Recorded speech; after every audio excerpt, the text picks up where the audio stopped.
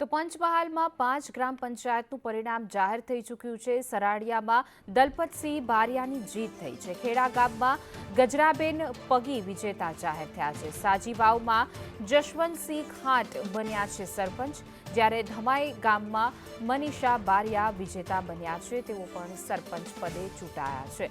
પંચમહાલ શહેરની ગ્રામ પંચાયતની સામાન્ય પેટા ચૂંટણીનું પરિણામ જે છે તે જાહેર થઈ ચૂક્યું છે, જેમાં અલગ અલગ ઉમેદવારો વિજેતા બન્યા, જેના કારણે ઉત્સાહનો પણ માહોલ જોવા મળી રહ્યો છે। સરાડિયા ગ્રામ પંચાયતમાં દલપતસિંહ બારિયાની વિજેતા થયા છે, તો ખેડા ગ્રામની ગ્રામ પંચાયતમાં પગી ગજરાબેન જીત્યા છે।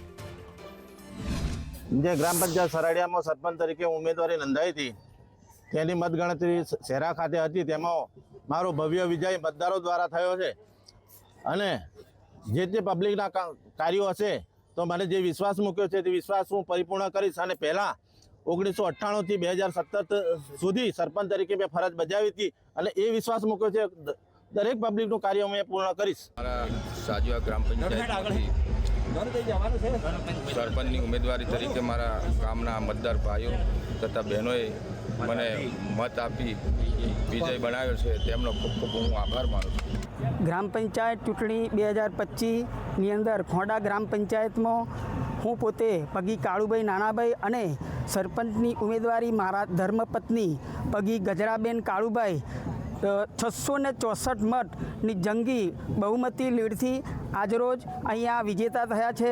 એ બદલ મારા મતદાર સમર્થકોનો હું આભાર માનું છું। પંચમહાલ જિલ્લાની 249 જેટલી ગ્રામ પંચાયતની સામાન્ય અને પેટા ચૂંટણીની મતગણતરી શરૂ છે ને હાલ આપ દ્રશ્યો દેખી શકો છો કે મતગણતરી કેન્દ્રની બહાર જે રીતે ઉમેદવારો અને તેમના સમર્થકો મોટી સંખ્યામાં ઉમટી આવ્યા છે અને જેમ જેમ મતપેટીમાંથી મતગણતરી થાય છે તેમ પરિણામ બહાર આવતા ઉમેદવારો અને તેમના સમર્થકોમાં ક્યાંક ને ક્યાંક કઈ ખુશી કઈ ગમનો માહોલ જોવા મળી રહ્યો હોય છે અને ખાસ કરીને મતગણતરી કેન્દ્ર ખાતે આપ દેખી શકો છો જે રીતે ઉમેદવારો અને તેમના સમર્થકો મોટી સંખ્યામાં ઉમટી આવ્યા છે અને જે જગ્યા મળે ત્યાં બેસી પણ જતા હોય છે તે પોલીસના ચુસ્ત બંદોબસ્ત વચ્ચે હાલ મતગણતરી કેન્દ્ર ખાતે મતગણતરી હાલ શરૂ છે।